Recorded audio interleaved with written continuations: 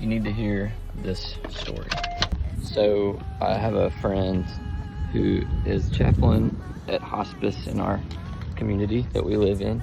He was also Jacqueline's youth pastor long time ago. I'm not gonna tell you how many years ago. That gets said, hey, there's this guy. He's a musician, literally laying on his deathbed, to put it bluntly, I guess.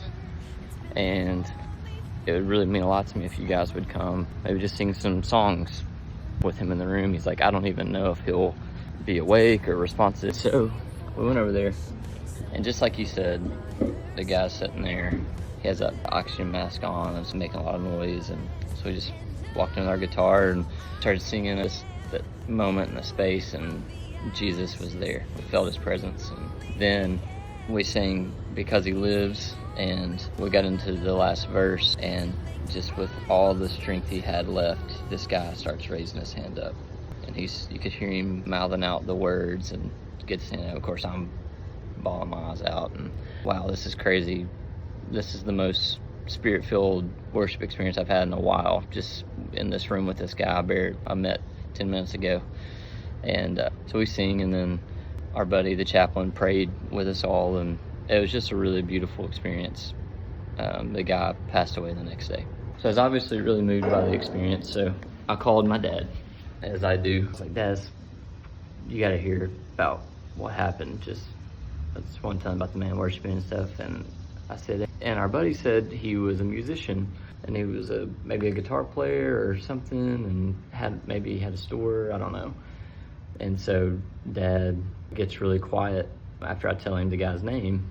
And a lot of our phone calls with Dad, one of us gets quiet for a little bit, and we just wait because we're usually crying. So it just is what it is. I think I got that fully genetically from him. So silence breaks, and he goes, that guy sold me my very first bass guitar. And I just wept. And I think the reason it made me so emotional was we just said yes to our friend. We didn't know what the situation was going to be like, but just felt we needed to go be with these people. And we were able to sing worship on this side of heaven for the last time with this guy who literally started music in my family by blessing my dad with a bass guitar that he couldn't afford, and took care of him and got music going 50 years ago.